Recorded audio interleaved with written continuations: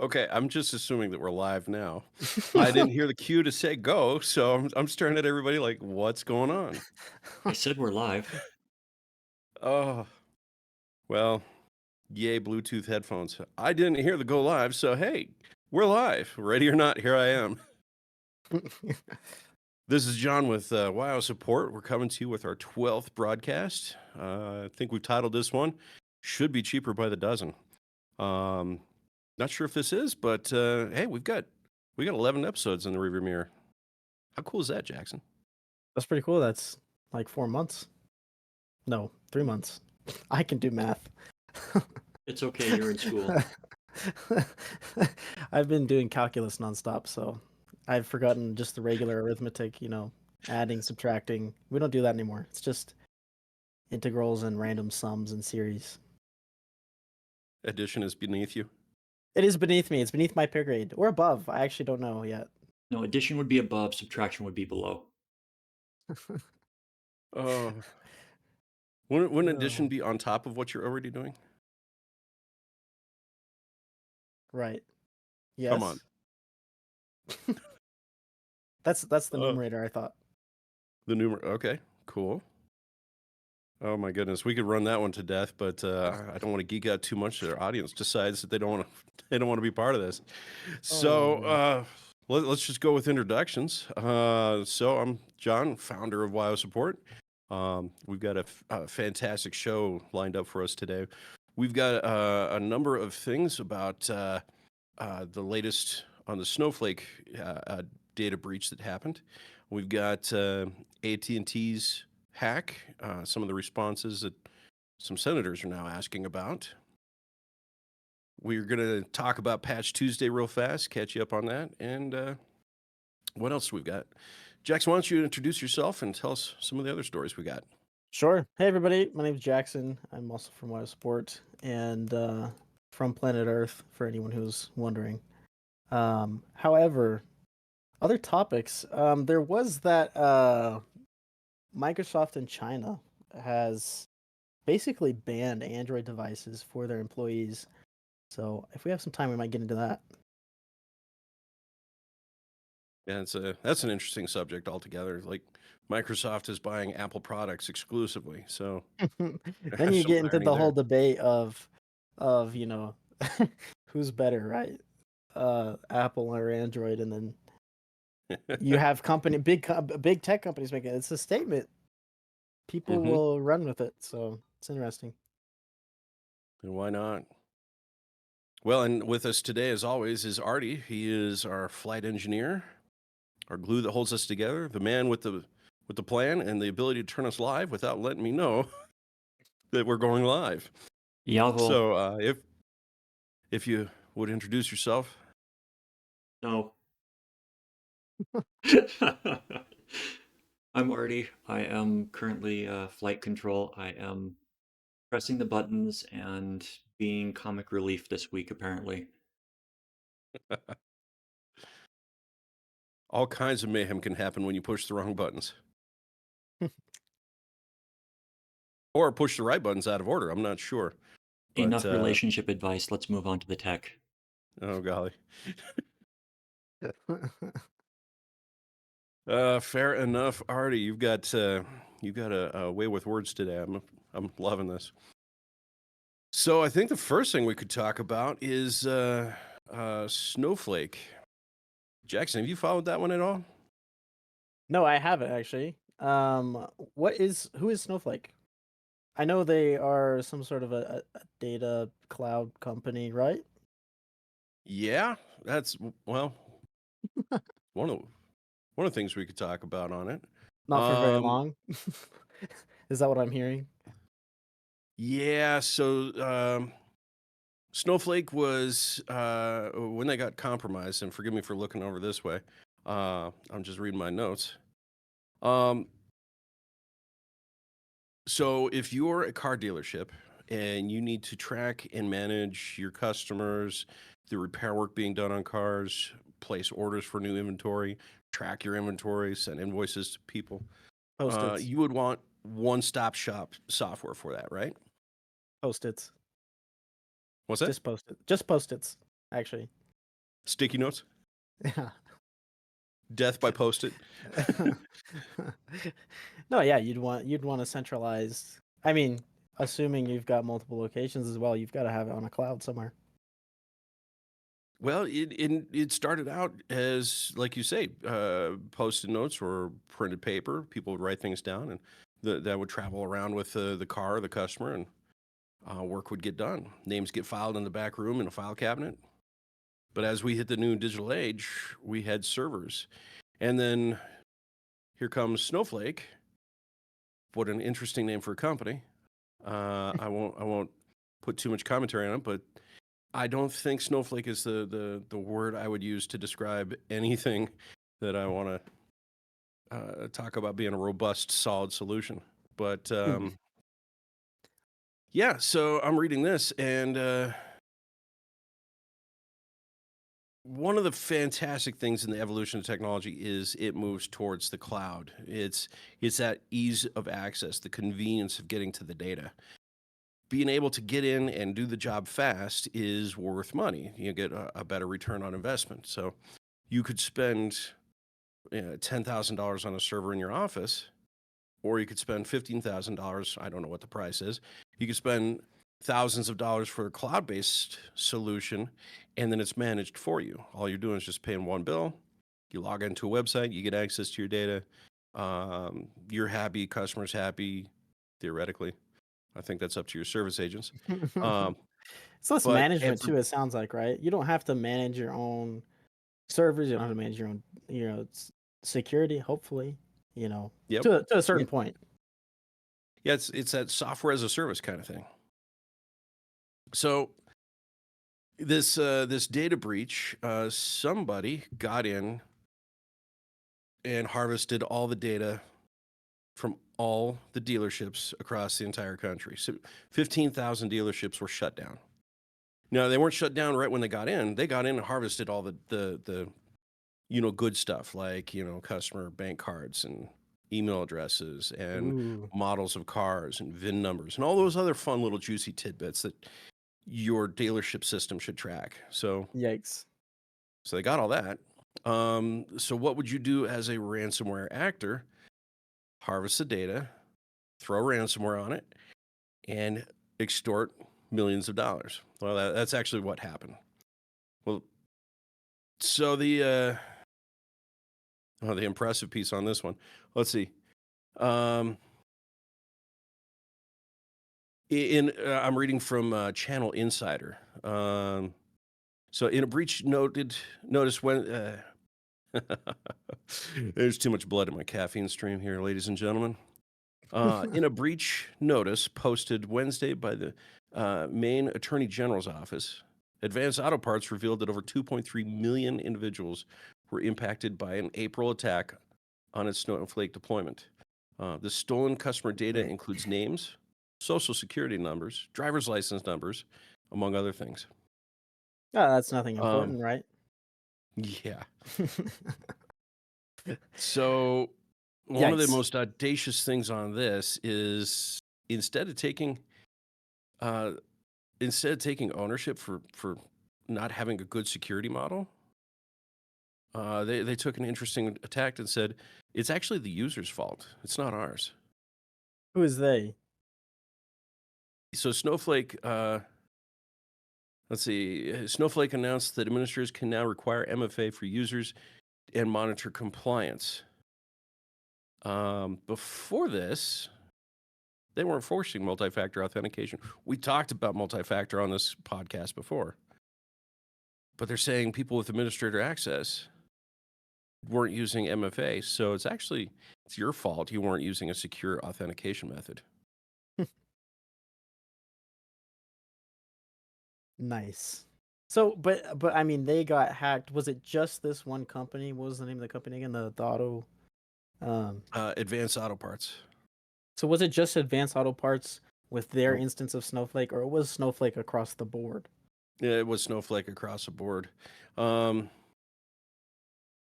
so that's the other piece on this is they didn't crack this Snowflake near as I can tell from all the articles I've read. They didn't crack Snowflake itself. They cracked into everybody's accounts in Snowflake and harvested the data. So all the administrators that didn't have multi-factor authentication blocking it, their dealership got hacked or harvested, I should say. Well, Um, if you ask me, there are. I mean, it depends on how they've actually they were able to harvest administrator passwords. But I mean, there are certain things where you have a certain number of attempts failed because if they just do a brute force password breach and Snowflake has no sort of a stop on a brute force attack like that, then that's your fault. You developed the software. You should have stops in there for things like that. You can put multi-factor authentication all you want, but I mean that's like one of the first things. Password failed 6 times. I don't think you're who you think you are. At least that's what I would say. But I don't well, know the manner in which they were harvesting passwords. So I mean, they could have. Yeah, it's dependent. But it sounds like Snowflake's the fault if it was everyone that had Snowflake. well, what you're real close to what I think is more important to the problem is how did they get the names and passwords to try? So they got 15,000 sites, 15,000 administrators. It's no small number. How did they get that data set to then go try and log in and then successfully get in? If you've got one name and you try all the permutations of password complexities, it could take you months. They did this quick. Yeah. They had the list. So this isn't a customer issue. You're absolutely right. This is a software issue. So, but in the grand scheme of things, when we're talking about these breaches and what can we do, Jackson, what can we do to protect ourselves against moments like this? Well, way to put me on the spot, but Oh, come on, you got uh the basics. oh yeah, we can do all sorts of things. Like you said, now are you saying after we've been breached, what do I do? Or No, before? I'm saying you went to dealership, your name and password, your social security number, and all that, not password, your name, your social security number, driver's license, that's now out in That's the now out wild. You there. didn't do anything wrong. What do you do? Oh my goodness. Um at that point, I'm gonna start contacting places where I have money in. I'm gonna change all those passwords. I'm gonna make sure that they know uh my updated contact information so nobody can start trying to call in and acting like they're me. Um as far as Social Security, once it's out there, it's kind of out there, as far as I know. What else would you do, John? So I would add multi-factor, just like they're blaming their end users. I would actually add multi-factor as a key component, and where possible, I would use as complicated a password on all these websites. The other big thing I would do is, LifeLock was innovative when they first came out. There's been a lot of other companies that come out with more innovation than LifeLock had. I would find one of those and use it. Sign up with it. Yeah, that's Invest your fair. time and effort into that because I would say it's not a matter of if, it's when is somebody going to try and get a credit card in your name? When Hmm. is somebody going to try and buy a house in your name? Pull, new bank account in your name and then get a loan in your name. And then, Hmm. all those things, pretty soon you'll find you live in, parts unknown across the United States or even outside the country. One of the biggest complaints I've got with our credit system, with the big three, you got TransUnion, you got, oh gosh, what are they already? Experian TransUnion, yep. and Evil Incorporated. I don't know what the third one is called. Oh yeah, no, I'm drawing a total blank. Well, blank aside, I would reach out to them and say, lock my credit, shut it down. Don't let anybody try and get credit. Right now, our whole credit system is based on let it go. Um, cool. That means I can go in and apply for whatever it is I want, whenever I want. How many days in the year are there I don't go looking for a loan? Okay. Odds are it's 365. There might be a year where it's 364. That means there's 364 days that my credit should not be available to anybody, including me.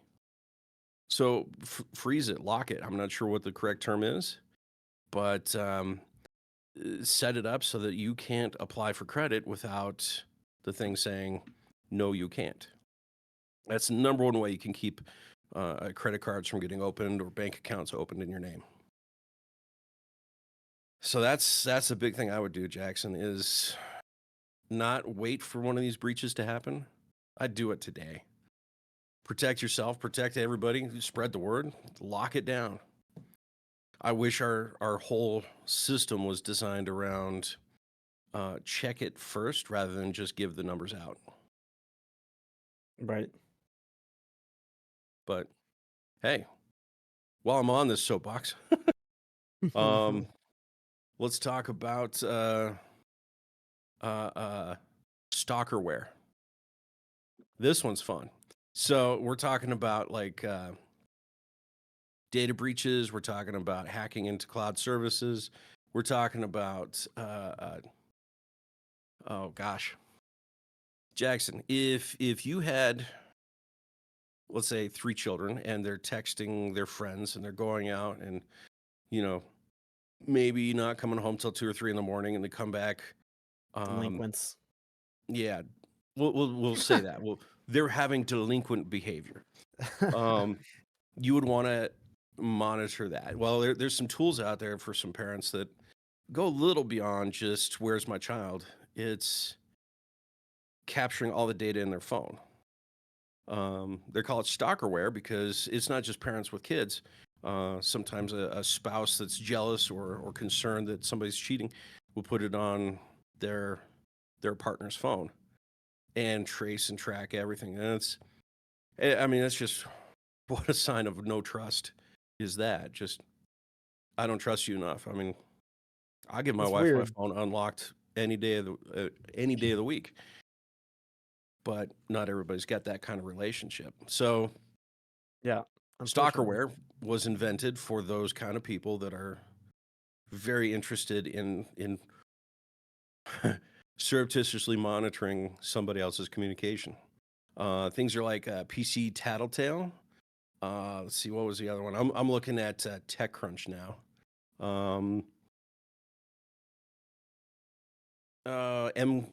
What's the name of that one? Oh gosh. Just when you look at it, that's when a pop-up happens. MSpy and PC Tattletale are commonly referred to as stalkerware or spouseware because jealous spouses and partners use them to surreptitiously, I said it right once. I guess I can only get once a day. They monitor and surveil their loved ones. Now, think about that. I love you enough to stalk you? Okay. These companies often explicitly market their products as solutions to catch cheating partners by encouraging illegal and unethical behavior. That is, install monitoring software on their phone without permission. Oh, that's wild. But There's been that, multiple court like, cases. for these, are these avail? I assume these aren't just available on an app store. You have to go and find and install them third party, right? Or are these No, just available? You have to get a hold of their phone, and in some cases, you have to gain root access or jailbreak a phone just to Sure. get these softwares installed. some of them, But yes. Others are designed meant for like parents to keep track of their kids without the kids realizing the app is on the phone. Right. yeah, so I mean, in PC terms, we've called them rootkits. Um, this rootkit's your phone, and the kids will never know it's on there. Or the spouse will never know it's on there. To me, that's a problem. That shouldn't be. But think about this: the companies that are doing this. Let's see. In 2024 alone, there have been at least 2 massive stalkerware hacks. The most recent breach affected MSpy, one of the longest-running stalkerware apps, and exposed millions of customer support tickets, which include personal data of millions of its customers. Okay, it's frightening that there's millions of customers. But okay, these tools are designed to get in, record the screens, record the data, record text messages on all the phones, and provide it to the suspicious partner, the suspicious parent, or whoever. And location. All that data. I mean, if there was somebody following you around, tracking everything you did, these guys are doing it too. And apparently, they don't have good security on their side because they've been hacked multiple times. So all that data is now in the hands of whoever hacked into these companies, which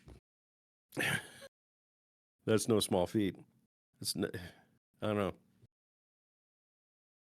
I think the takeaway here is if you don't trust the person you're with, don't be with them. If you don't And trust your kids doing stuff, talk to them. Like have that relationship with the child. Don't install spyware on their phone. yeah, that's messed up. I just that just kind of blows me away that people do that. It's a violation of many things. Right? All privacy. I mean, that's just ridiculous. And it's just stupid too. I mean, when you think about security, I don't want anything tracking what I do all day every day, where I'm at, what I'm doing. Um I don't want anything doing that. Yeah, I think that was the main reason people freaked out at the Microsoft Copilot. Right. The It's the recall same thing. does the same thing. It is the Except same thing. But except it sits there as a favor to the user instead of cloaked away from the user. right. So I can, okay. Its main output isn't to someone else. It's supposed to be to the user. Yet. Well, not yet. Yeah, so yeah, I mean, I wouldn't trust someone else spying on a family member for me, and I wouldn't certainly trust them to store all that information. Yeah, it's an unfortunate situation some people get into. But it goes to the fact of when you don't trust somebody, you trust somebody else more. Do you really trust this cloud provider? Do you trust the company that's running this cloud? Do you trust their security posture, their security Right. model? Are you so interested in finding that information, that dirt on somebody, that you need to risk exposing everything to some hackers? And again, identity theft, guys. It's not if, it's when are you going to have an exposure? And this goes to show it's not just a how do I say it? It's not up to you. There's other people making mistakes that could expose your data.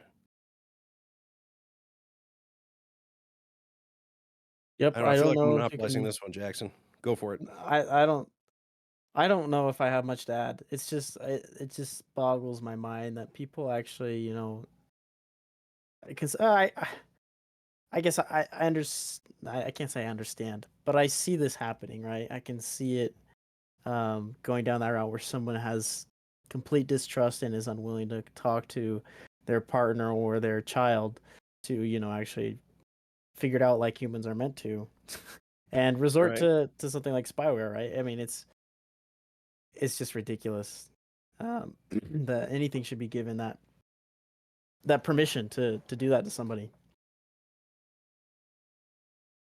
Yeah, it's a different world. I mean, we're facing problems right now that didn't exist 20, 30, 40 years ago.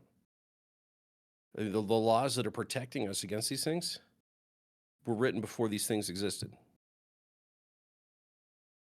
Like the privacy laws, the protection laws, saying you Right. can't snoop on somebody. It was all written before the internet and stalkerware or ransomware was the thing. So I don't know. We gotta find a way to catch up with the times.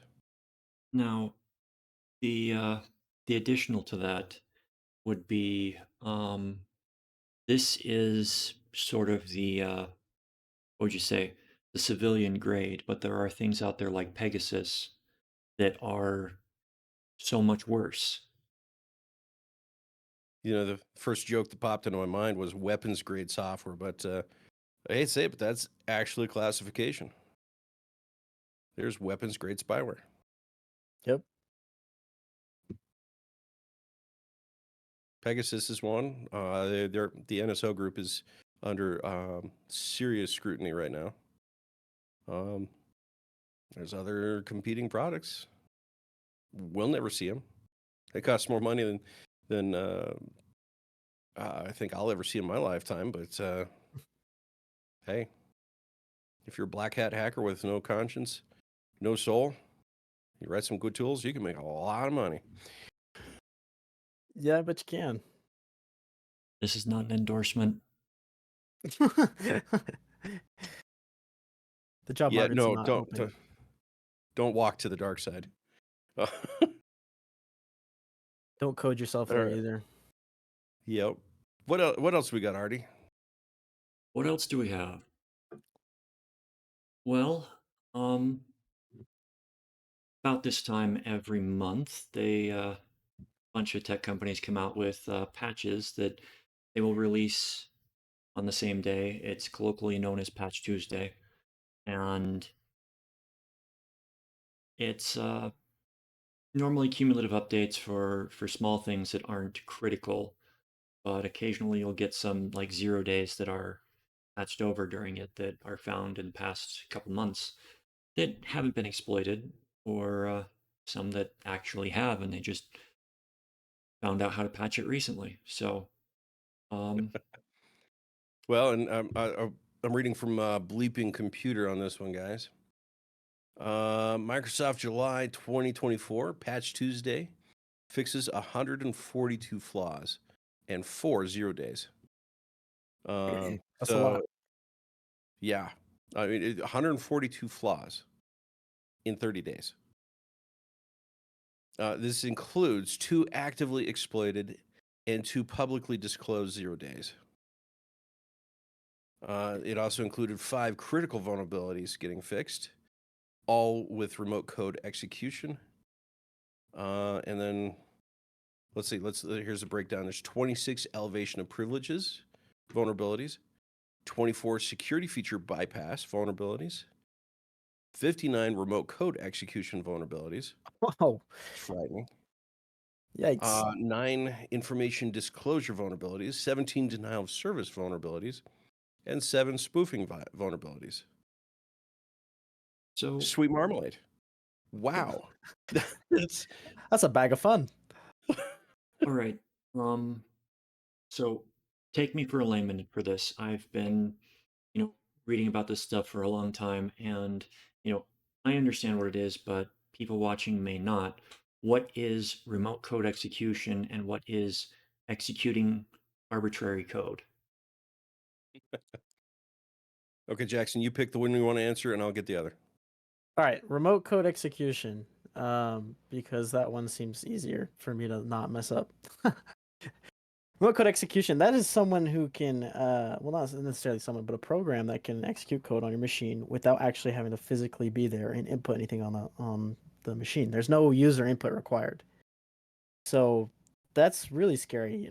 The first thing I think of when I think of, user input before code gets executed, everyone's should be pretty familiar with, all Windows users at least are going to be familiar with this. When you go to run something as an administrator, something that's going to want to write to your disk, Windows pops up a little window that says, "You sure you want to give permission to this program to run? You sure you trust it?" And that's user input. That program will not run unless you give it permission to run. So remote code execution is all of that, except it requires no user interaction. And the most frightening piece of it is you just have to have your computer connected to the internet or your phone connected to the internet. Right. That's it. There's nothing you can do to protect yourself against those kinds of attacks when they're out in the wild and actually being run. You have literally zero control. So, unless you unplug and put a hole through so it. yeah, so the Joker in me wants to say good luck with that. Um, but our job is to help protect against those kinds of vulnerabilities, and we've got a pretty robust stack against that. Artie, in in in grand form, I have spaced the second question. Could you Yes, please yes, I can. reform that second question and give it to me? Second question would be, what is arbitrary code execution? Jackson, bless you for taking the easy one. Arbitrary code execution. The layman's way of saying that is your computer is going to run and do things you didn't ask it to, or something will run that will then cascade to something else unexpected. Oh gosh, that's a hard one. Tell you what, I'm going to answer the question you didn't ask, and I'm going to say, here's a better one. The elevation of privileges. Elevation of privileges is a fantastic way of getting into a computer. Let's say you're at a library or a school. You sit down, you pull out the keyboard, touch a couple buttons, and boom, you've got administrative rights on that system. The administrator doesn't want you to have control, but you now have control. So 26 elevation of privileges, 26 vulnerabilities is way too many in my book. That's 26 different ways I get to. I can decide. How do I want to gain access here? See, and that's actually where the arbitrary code and remote code execution comes in. Is you can stack some of these vulnerabilities against each other or on top of each other, and it's what they call an attack chain. Um, you do a step, which then leads to an exposure on the next step, which leads to an exposure on a third step, which leads to kernel access or CPU level access. So you don't get CPU access easily, but if you do the four things leading up to it, boom, you've got full control of the processor. Yep. And There's a and way. I'm just thinking with that list that we have in front of us. You have, all right, first up, remote code. All right, I can get in and I'm gonna execute some code. Well, what code do I want to execute? Well, let's elevate my privileges. All right, now I'm an administrator. Let's bypass some of the security, and then I'm gonna start. I can install my own denial of service software to this machine, and I'm done. I've done everything that I wanted to do, and I can infect multiple systems, and I created a denial of service network. hmm There was a vulnerability discovered. I'm going to say it wrong. I'm sure it's RAM hammer, memory hammer. Um, there's a way by which the way memory saves in RAM, it's in rows and columns. Think of like an Excel spreadsheet where you can hammer on row 2 and it will tell you what the data is in row 1. Hmm, So you can actually harvest the information in a section of the processor and a section of the RAM you don't have access to or permission to. interesting. It's super tricky, and you would have to get some of these elevations to get to the point of running that kind of hammer attack. But you do it. That's where these like the NSO group, the Pegasus software, they figure out these supply chain or not supply chain, these attack chains, how to stack them up so that you've got a viable tool, something you can actually go hack anybody that you point your weapon at. Hmm. Now, another one that I came across, I actually learned about recently, out of bounds memory write. Ooh, And that's a fun one. what I learned about it is that most of those have to be set up beforehand. So it's bad programming, more or less, or they design it to have something that's out of the normal memory bound that they can call upon themselves for their own personal commands, and they don't, you know, remove it when the program goes live or something like that. And it causes an overflow usually. And again, arbitrary commands can be performed after the overflow. Was that about right, or did I misunderstand what I read?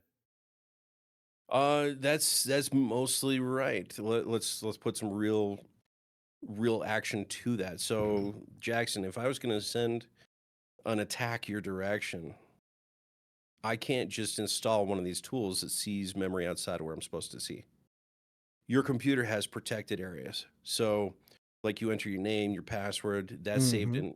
Actually, it's not saved in RAM, but the sensitive information is roped off into a out of bounds area. Right.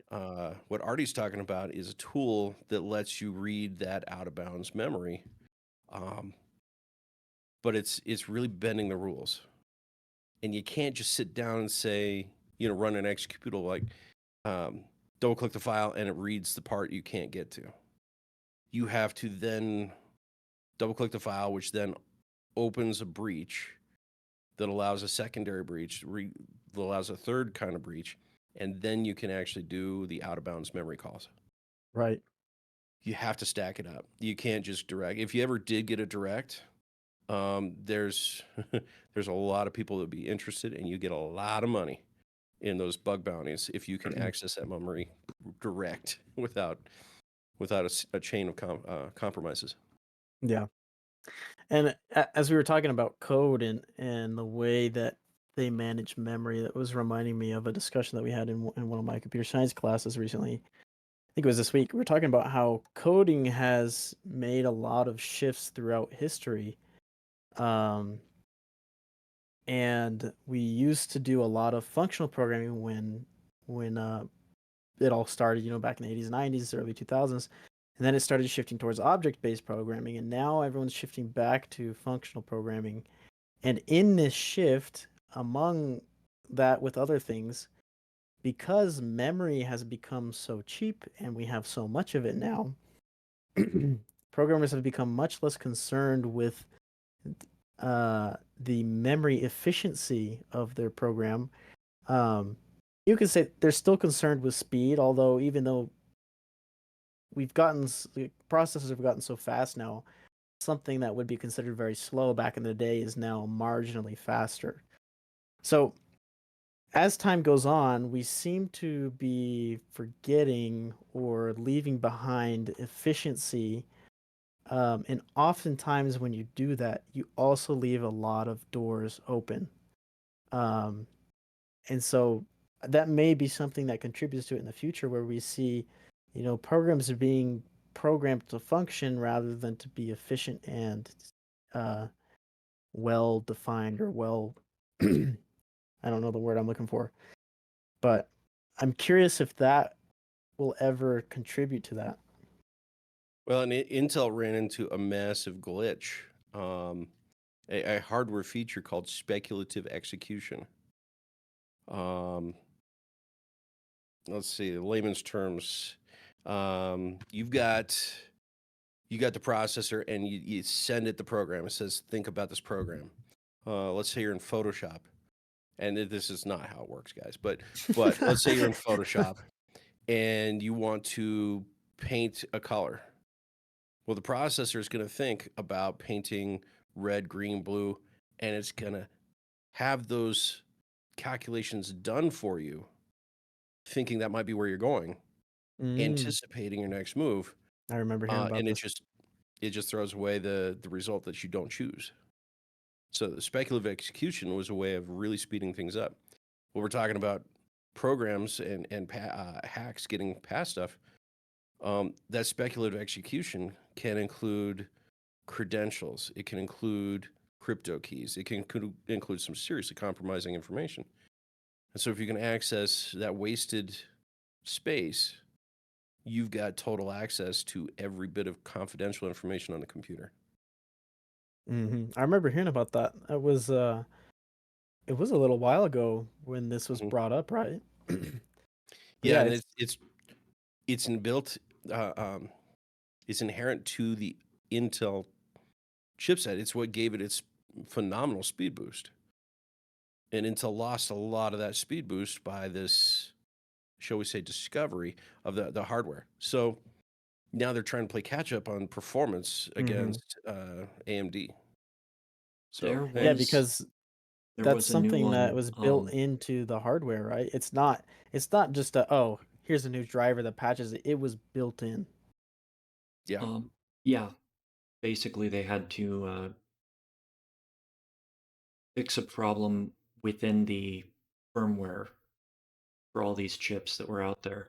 And from what I've been reading the past, I don't remember when it was, but there is another one that was discovered fairly recently that affects both AMD and Intel. So when I read that, I was like, great, we're going to lose another 30% of our processing power. I'm and trying to find it's a the special.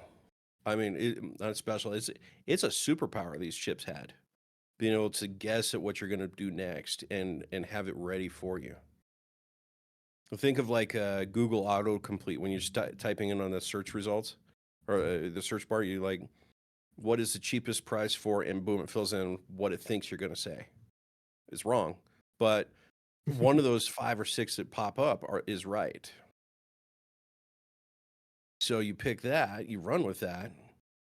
Google just saved time by giving you a shortcut to a pre-processed future.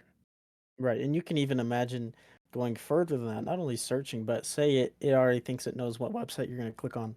Then it can preload the web page and it can load everything up for you. So it's a huge performance increase if it works, right? Mm-hmm. Um, but yeah, like you said, it's a big loophole for security. And it's one of those things, guys. So that's why Patch Tuesday is so important. One of the problems, and let's bring this back to the Patch Tuesday stuff. I realized my hand just kind of like poof, it's gone. Um, that's kind of funny. So Patch Tuesday is important because 140 some odd vulnerabilities got fixed. 0 days got patched. They also got published. Say that So again. Jackson, if I told you I fixed a critical vulnerability Hmm. in the way RAM processes things to protect you, and you had some black hat skills and you decide you were going to switch to the dark side, and As one you now does. know an attack vector that's vulnerable, so then now you're thinking about it, how could I do that? So without knowing the original code or the original vulnerability, or should I say the original proof of work that gave the vulnerability its publication to Microsoft and the patch, you could go write a hack independent of the original hack. Hmm. That happens all the time. 142 flaws have been patched. That means 142 vectors of access to somebody's computer existed on Monday before the patch Tuesday. So everybody waits till the day to find out what the vulnerabilities are, and they're trying to hack those as quick as possible. Hmm. Because they want to get to them before everyone updates. And keep in mind, I'm sure most people aren't on top of these Patch Tuesday updates, even though they're usually push updates. They're usually high priority. But most people aren't going to update for a while. So Mm-hmm. it gives those hackers time to actually figure out Yeah. what the vulnerability was. Yeah, and I'm going to encourage everybody listening to this, tell everybody that you know, update the second your phone, your computer, your tablet, every time it says, hey, there's an update available, run it. Don't do web pop-ups. That's not safe. Um, but your device, you'll come to recognize it. It'll say, hey, I need to reboot at 2 in the morning. Say yes. If you could do it now, do it now, because Es- Especially when it that says vulnerability is out there. especially when it just says security and bug fixes. It seems like something minor, but that's like the most important one. Everyone's always waiting for the next, I just think of Apple. I use an iPhone. Everyone's waiting for the next iOS update, right? We're at 16 or 17 right now. I don't even know. And, some people will just wait until the next big one comes out with features, right? But I mean, then you miss all of the security updates in between there that are actually what's going to make your device worth its money is because it's going to, secure your information. And if you want more reasons to do it sooner than later, one of the articles that I read last week, a research group found that some vulnerabilities were found and exploited within 22 minutes of being reported for, the patch. Uh, this is a proof of exploit. We're giving the information out there, and some places were finding um, tests against, like people reaching out and trying to test these vulnerabilities, or in some cases, finding the vulnerabilities. Right. It's like I think of it in my head like whenever they release these announcements and they have to, and I think they're even legally required to say what the vulnerabilities are when they're found, right? They No, may not, It's not legal. It's ethical. sure. But I mean, it's like saying, this is a really bad example, but simply saying, 24 keys were found under doormats, then people are going to go start looking at their doormats to find a key to get into some door, and that's why hackers are able to do that and why they're paying attention to Patch Tuesday, because they're looking for clues as to where they can start poking their head into. there's an And idea that's to yep. just, hide random keys underneath the doormats so that if somebody tries to, it's like the key doesn't work. Yeah, that works until you look for the one with scuffs on it. No, you don't put any functional keys under the doormat. Oh, that's brilliant. Oh, and what could be more fun? So like if you got a quick set lock, get every other type of key besides quick set, so none of them fit your doorknob. I am so doing that. I mean, how to annoy somebody so much just trying to break into your house with like you got a dozen of the wrong key. It's like, which one is it? Well, it's not that. It's not that. Try that one. No, that's not it. No, try that. So they'll be sitting on your doorstep for 10 minutes trying to figure out how to put a key in the lock. I think I've seen a picture of somebody's front door, and they had just one of those massive, Willy Wonka key rings. And one of the keys was the key to unlock the door, but they just left the keyring outside for anyone who wanted to try. That's funny. I watch Lockpicking Lawyer. I'm sure some of our viewers have seen that. Um, he he got his door lock set up with a booby trap in it. So if you try and pick his lock, it will jam, and you have to physically take the thing apart. So it doesn't stop anything. It just keeps people from getting in. But then he has to break into his house in another way because he can't open the door. Yeah, you've got to drill the lock out. No, he set it up so it's a disassemble from the inside. Gotcha. He upgraded then. Yep. I don't know the episode. I don't know where he mentioned that, but oh my goodness, it was a brilliant idea.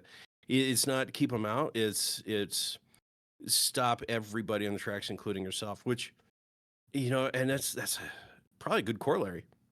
Door lock security and computer security. The principles are about the same. A lot of companies have this idea of if we don't tell you how the sausage is made, you'll never know how vulnerable you are. And over the years, there's been several locks that have sued people who have published how to pick the locks, and they threaten them with thousands of dollars of fines and settlement or not, judgments against them. It's a lock. You're going to pick it. Somebody's going to pick it. Somebody's going to know how to pick it. Just because I know how and I post it doesn't mean the lock is more secure or less secure. It means it was discovered. So a lot of the software vulnerabilities are just like that. They're vulnerable. It exists out there. Somebody just discovered it. This is a place where I think AI could really help in software analysis. Go find the vulnerabilities. Just imagine how secure Windows would be if instead of Microsoft pushing their AI and Copilot, run that whole engine against the entirety, the 40 gigabytes of Windows 11, and say, find the bugs. Mm-hmm. Imagine the smoke pouring out of that server as chewing through and finding all the errors. Yeah, and you bring up a good point. I think that's actually, a much better use of AI than what everyone thinks it should be used for or has tried using it for. I think it will make a much better bug finder than we will ever be, right? Just because, a computer, I think the human mind is the ultimate computing machine, right?